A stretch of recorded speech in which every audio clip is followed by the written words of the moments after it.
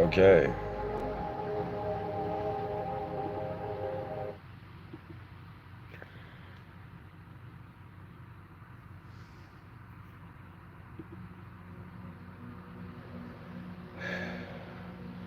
I wanted to do something in a previous episode. I didn't. And I thought might as well bring it up here.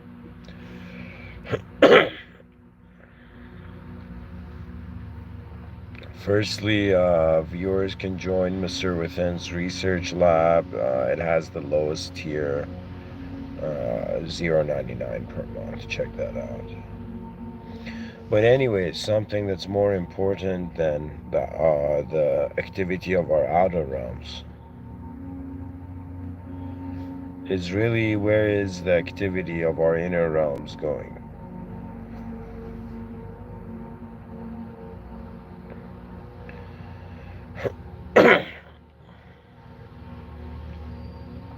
Thought streams that joined the galactic river of human endeavors. First, I'd written the grand river of human endeavors in the galaxy, but then I thought it might be interesting to talk about the location of our thoughts.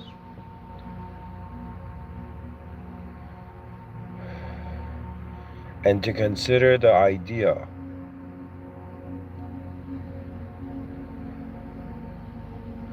that perhaps, just like our bodies have an existence on Earth,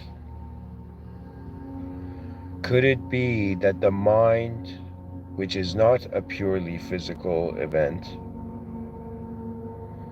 could it be that all the thoughts that human beings have ever had on Earth follows a sort of river-like pattern? I've heard people speak about it in the sense where they're like, yo, imagine everybody threw their problems in everybody on earth threw their problems on in a giant fire.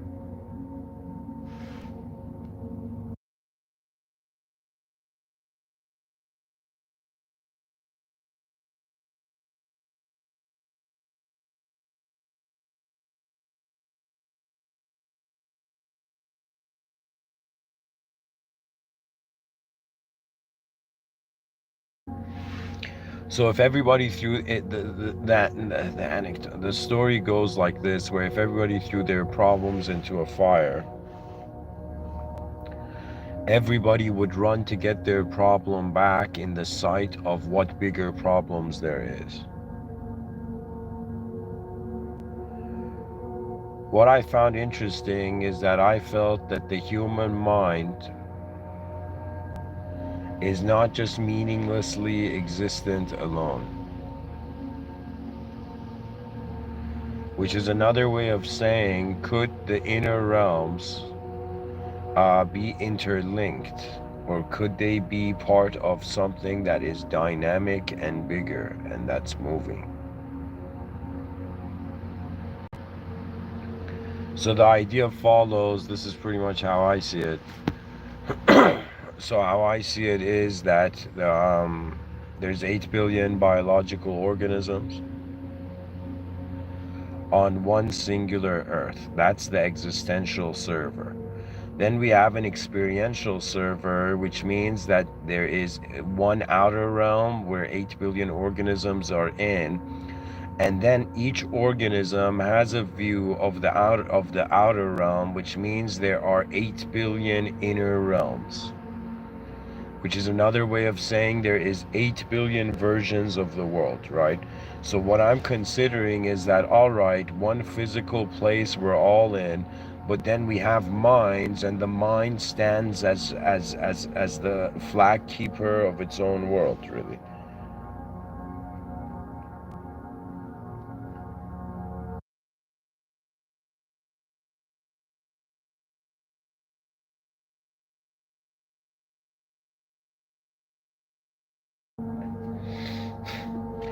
Your intelligence is the flag bearer of your DNA, I guess. I don't know.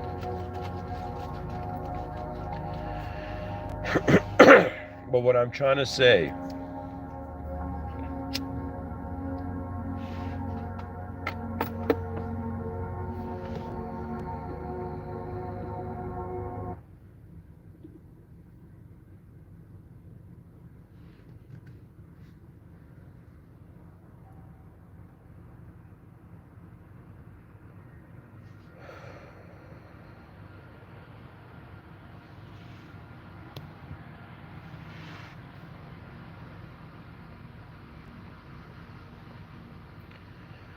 is that where is the mental activity being stored? One way of thinking about it is that the earth has been intelligent enough to create creatures that are intelligent enough to record reality. So we know that the natural world has led to the invention of memory accumulation. So we know that in nature there is a pattern of accumulate, pretty much store, and then use. So we find this in nature. The title of this episode isn't too bizarre, right? We find systems in nature arising that maintain themselves in their position, right? It's as if there is a DNA. This DNA is a framework, and then the creature grows into the potential of that framework.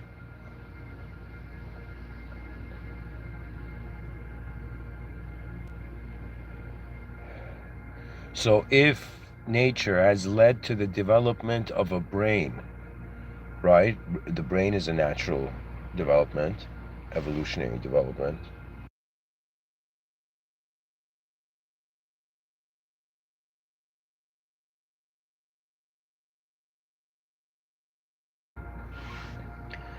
If the brain has naturally developed and the brain has the ability to restore versions of reality, it is fair to say that if there was a mind bigger than the human mind, it is remembering the human being. I have been onto this idea for a while, but really what the idea is, it's the consideration of if, I don't know, like red blood cells in our veins suddenly became conscious, developed language, mathematics, and technology just to discover where they are.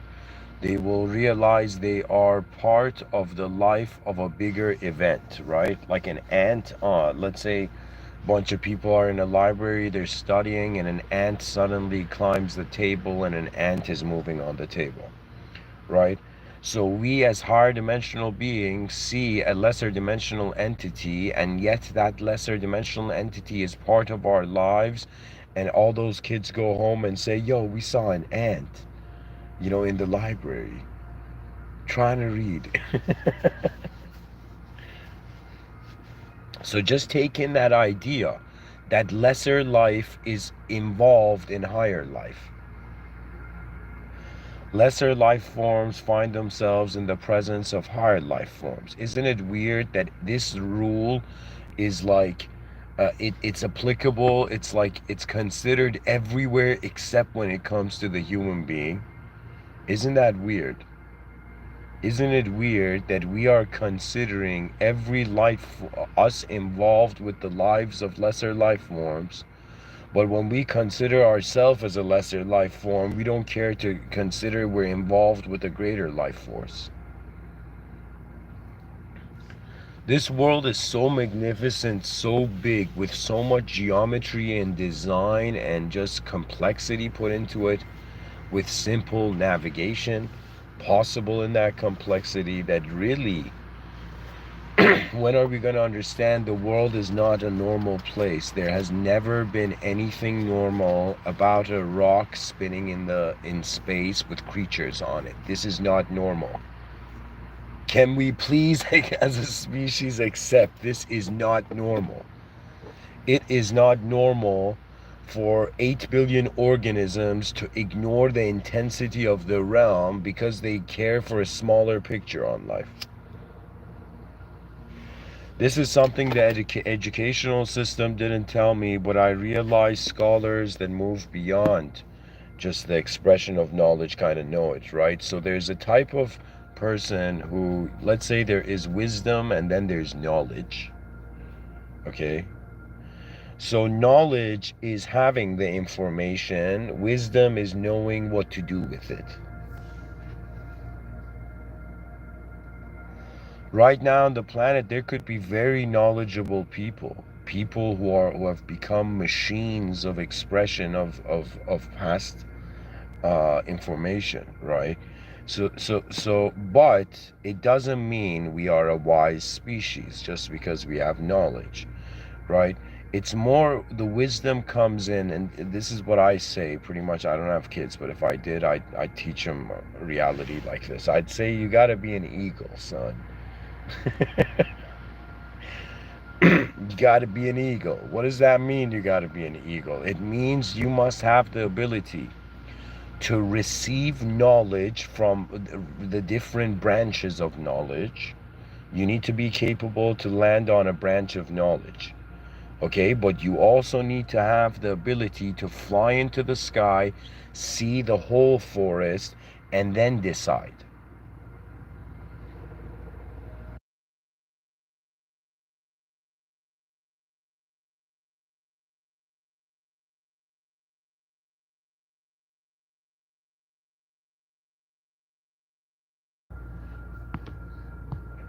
Do you know what that means? That means knowledge was never the end game. Whoever said knowledge is power hadn't used knowledge yet.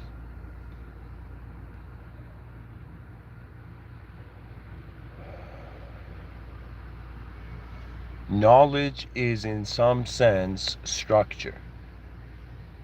And this is what I caught on to early in my life, where I realized everything that anybody is teaching me is geometry relevant to the events of a changing earth.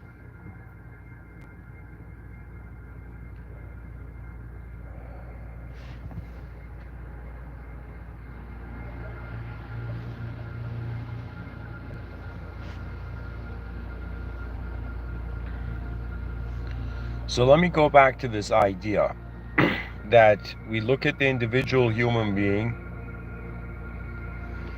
We're like, all right, what do we have here?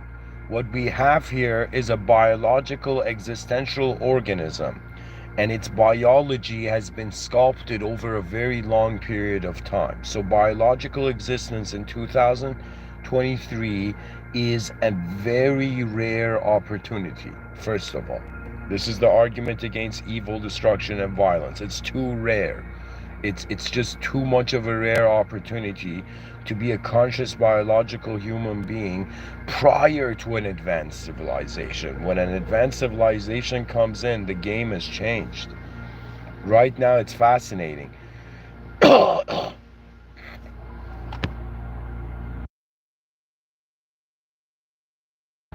It's prior to the collective awakening.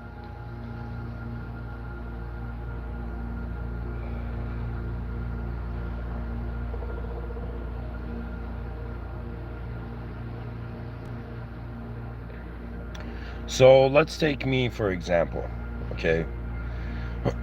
I'm a human being. If I took that eagle vision approach I told you, and if I was looking at from an aerial view, I'll be like, all right, I see a human being here that has considered that the advancement of communication leads to the advancement of civilization. So I see a human being that has, through various moments in reality, attempted to communicate. But when I ask myself, where has my communication gone? What's fascinating is that the answer is, I don't know, but I feel it's gone somewhere, right? Like, for example, I'm giving this talk right now, you are hearing it, okay? Whoever you are listening, right? So this talk, it's like on in its journey as an energetic expression, it's passing you by. But where else does it go after the ears of the listener? How far does it echo in the inner realms and outer realms? You see what I'm saying? And then where does the rhythm of communication go? Is what I'm talking about something that's already present in a subtler realm, or is it something that we need to activate?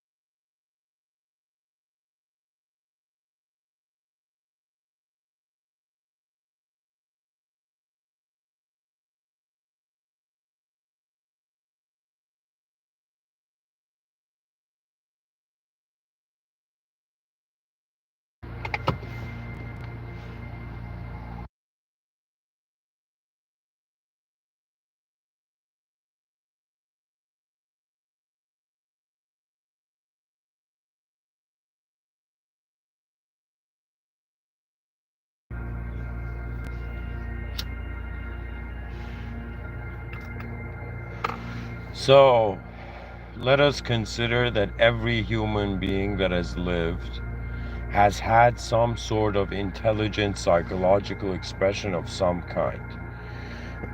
Now, human beings are intelligent enough to go to a lesser species and document it, right? We go and like film gorillas, we go and film elephants, we go and kind of, I don't know, do research about in zoology.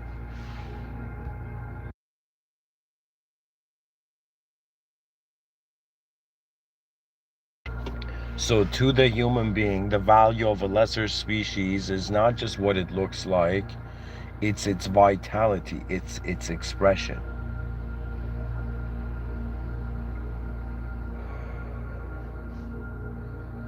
So, we go and study a lesser species, the more advanced we are and the more dangerous the species is, the more stealth we are. So, I'm trying to say pretty much if there's a lesser species doing something amazing and human beings go and document it, it's not such a far-fetched idea that currently the human species is under documentation. It's not too much of a far-fetched idea that advanced intelligence is monitoring lesser intelligence. We find this to be possible.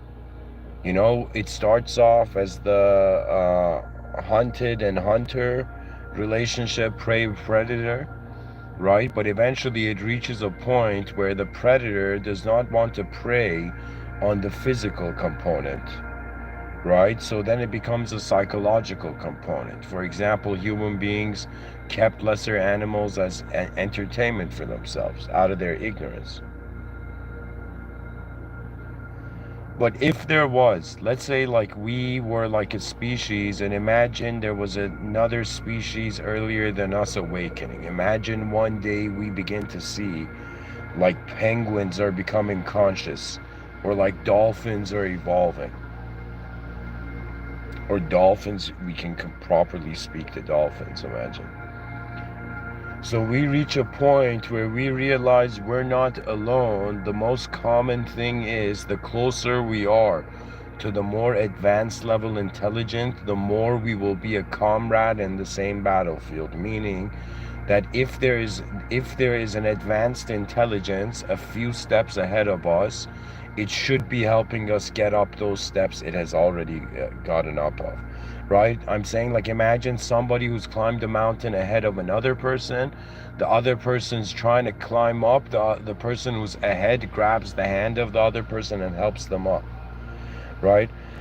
So I'm saying if there is an intelligence And take this idea in the context of divinity even, right? Like there's a metaphysical angle to this, that if humanity,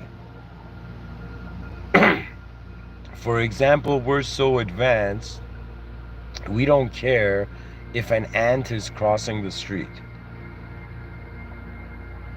But if it's like a lion,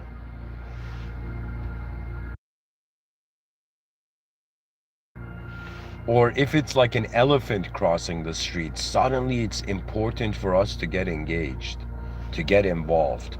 There could be so many intelligent levels ahead of us in life, and just because we are too small, we are irrelevant. So there could be this whole argument that the species has not become fascinating enough. But there is also this view that if there was an intelligence couple levels ahead of the human being, it would help it up. So logically, it would be something that if the human being is assisted by some sort of supernatural capability, it is being assisted by a supernatural capability that it is close to. I'm not bringing into question the will of a creator. I believe in the idea of a creator, not in the idea and the presence of a divine force. But for me, it's also interesting to kind of see the relationship of a human being with a lesser species, which would be a supportive one, and then considering, is there any sort of force beyond you know, human understanding that is assisting it? And I find the answer to that is yes, right? So, for example, imagine there were a bunch of time travelers and they realized there will come a time where the human species has to acknowledge a collective mind or an extraterrestrial mind or a mind beyond this dimension. Okay? So it would be as if they would plant the seeds, and the seeds would constantly grow until the day they sprout. It's a universal organization, right? It's kind of weird, right? Because the human framework is the story of an individual, but the cosmos could be an activity that surpasses individual thinking.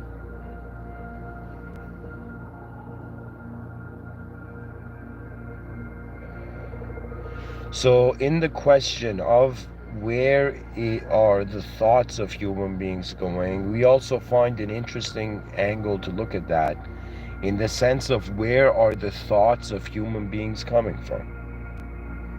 Some people feel that you don't have control over your thoughts. Why? Because your thoughts come and go. Your control is acting upon them or not.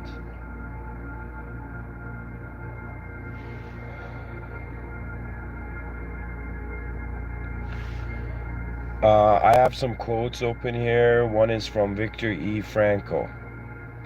Between stimulus and response, there is a space. In that space is our power to choose our response. In our response lies our growth and our freedom. So it's another way of saying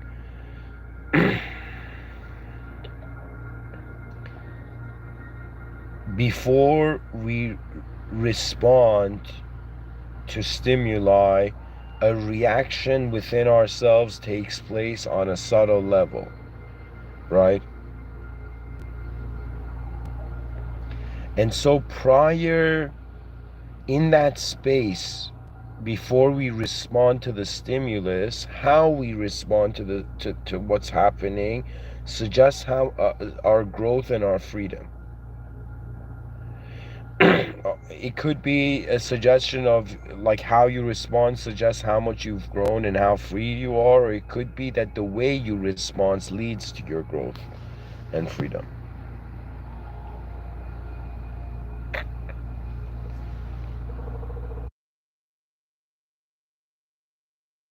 In the consideration of will there ever be peace on earth, I realize how can we expect peace in a changing system?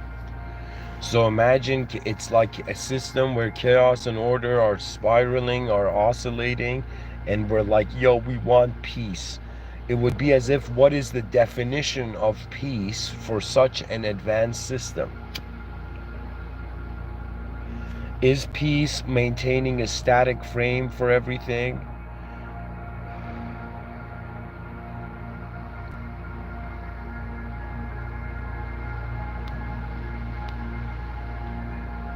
Or is peace constant advancement?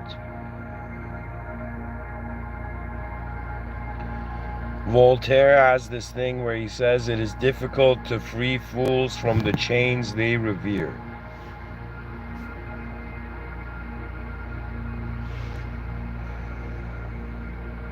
Samuel Adams. It does not take a majority to prevail, but rather an irate, tireless minority, keen on setting brush fires of freedom in the minds of men. Yeah, guys, you know why? Because the minority can change the majority view. Like, what's the whole point of viral videos, right? Jean-Paul Sartre. Freedom is what you do with what's been done to you.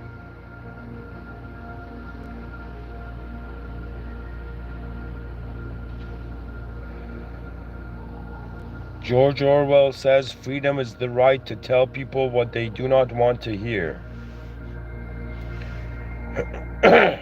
Jim Morrison. Expose yourself to your deepest fear. After that, fear has no power, and the fear of freedom shrinks and vanishes. You are free.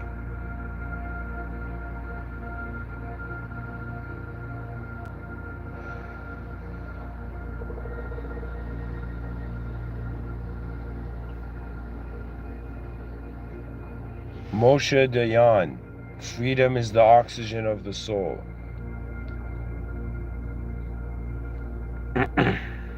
Bob Marley. Here it says Marcus Garvey. I don't know if that's a typo or if that's the original. But it says it's this quote where it says, "Emancipate yourselves from mental slavery.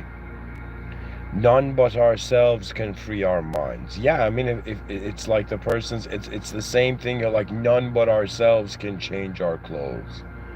You know.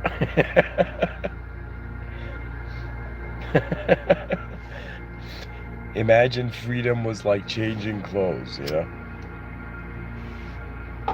No way, I just have to dress differently for the moment. Address the moment differently.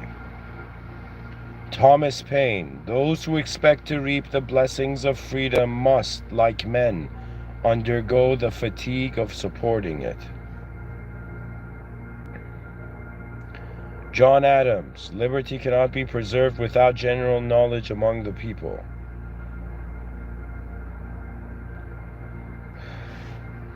Charles Evans Hughes. When we lose the right to be different, we lose the privilege to be free. Elbert Hubbard. Responsibility is the price of freedom. Yeah. That means if you are someone who is free in some way right now, what responsibility is it that you are not upholding, for example?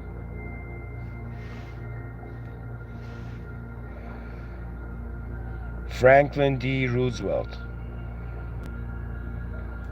True individual freedom cannot exist without economic security and independence. People who are hungry and out of a job are the stuff of which dictatorships are made. Yeah, pretty much the idea is if we can't find a solution for all of us, people are going to get irritated. And then they're going to implement their own solutions. My strategy was, let's at least inject the mainstream with the most important idea known to mankind. The idea of an advanced civilization. It requires a being that has matured from its biology, that has matured from its individual biology and individual psychology, has matured from the emotions of the individual. It's like once you're done living or having experienced individualism, Your life force is led towards collective efforts. Collective efforts to some degree can vary. There are collective expressions that are physical and non-physical. In the sense of physical collective expression would be like a team of advanced people doing advanced things. But if you want a very advanced effort, collective effort, the very advanced collective effort would not be one of a physical nature. It would not even be one of a mental nature. It would be the essence of the individual. And your essence is your original allegiance by nature.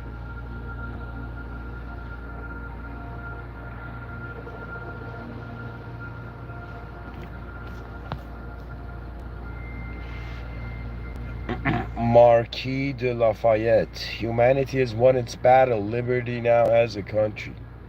Rosa Parks. I would like to be remembered as a person who wanted to be free, so other people would be also free. Yeah, that's what's up. Mike Tyson. Real freedom is having nothing. I was freer when I didn't have a cent. Ayn Rand. Civilization is the progress toward a society of privacy. The savage's whole existence is public, ruled by the laws of his tribe. Civilization is the process of setting man free from men.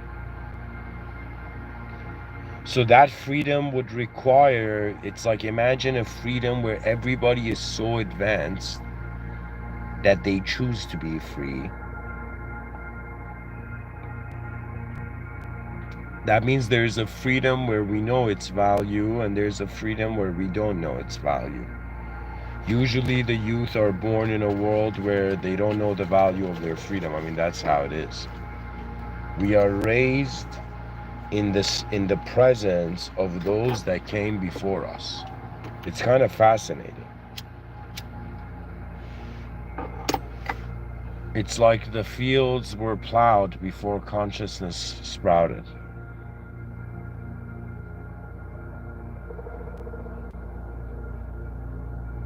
Marcel Proust.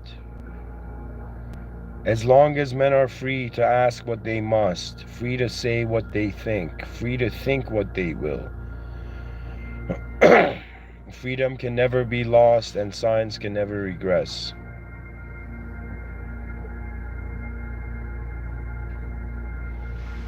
William Lloyd Garrison. Enslaved the liberty of but one human being, and the liberties of the world are put in peril.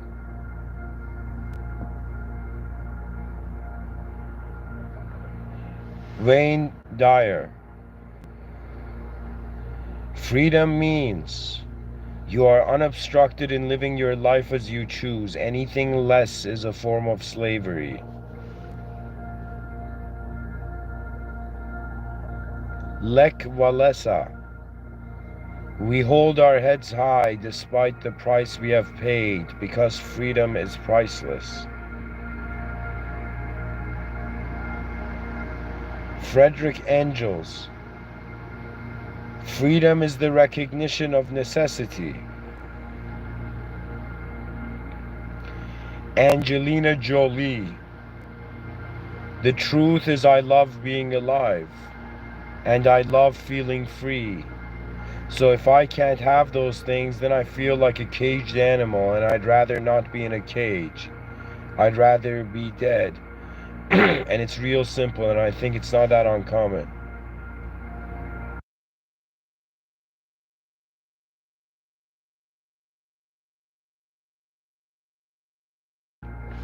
Yeah, to want to be free is definitely not uncommon.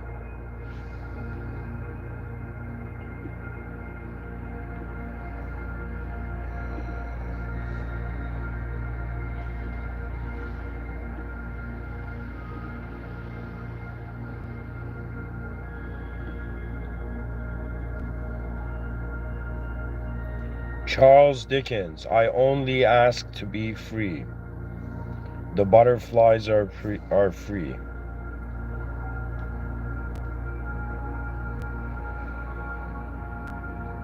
Liberty must be limited in order to be possessed. Diogenes, I am not an Athenian or a Greek, but a citizen of the world.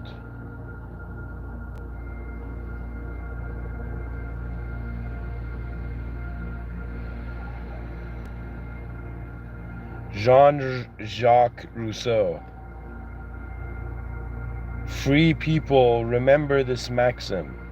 We may acquire liberty, but it is never recovered if it is once lost.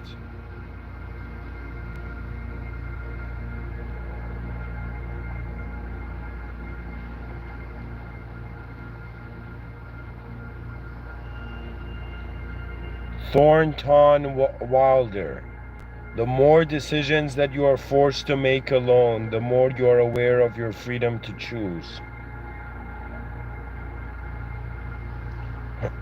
Samuel Johnson, all theory is against freedom of the will, all experience for it. Abraham Lincoln, at what point then is the approach of danger to be expected? I answer, if it ever reach us, it must spring up amongst us. It cannot come from abroad. If destruction be our lot, we must ourselves be its author and finisher. As a nation of free men, we must live through all time or die by suicide. Okay, that's a little intense. Walter Cronkite, there's no such thing as a little freedom. Either you're all free or you're not free. Okay, I don't know who these... John C. Calhoun, it is harder to preserve than to obtain liberty.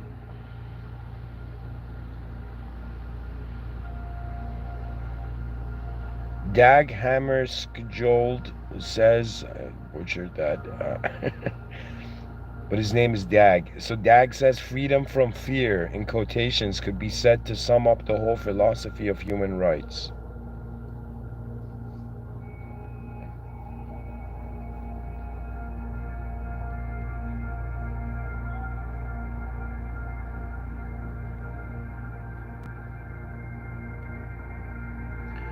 Patrick Henry, the liberties of a people never were, nor ever will be, secure, when the transactions of their rulers may be concealed from them. William O. Douglas, the right to be let alone is indeed the beginning of all freedoms.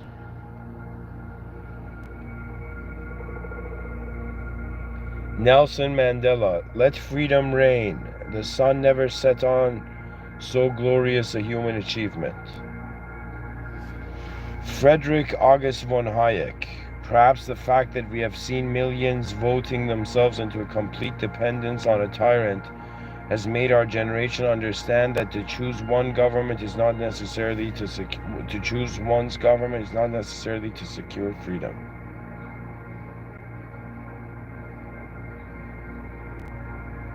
Ronald Reagan, freedom prospers when religion is vibrant and the rule of law under God is acknowledged. Vernon Howard, our freedom can be measured by the number of things we can walk away from. What an incredible sentence. Our freedom can be measured by the number of things we can walk away from. See, guys, the idea is that, you know how hilarious it would be? Imagine we reach some sort of freedom from elite power and we're like, yo, the world isn't better though. Let me tell you what it is. I think that the human being is actually living multiple lives. And because we think it's one life, we ignore what it actually is. Right now, when I think about it, I've lived a biological life as a biological human organism. You know, I've lived a physical life so far, physically existent. But when I think about my psychological life, all the times I've been in deep sleep, like at night, I haven't been living.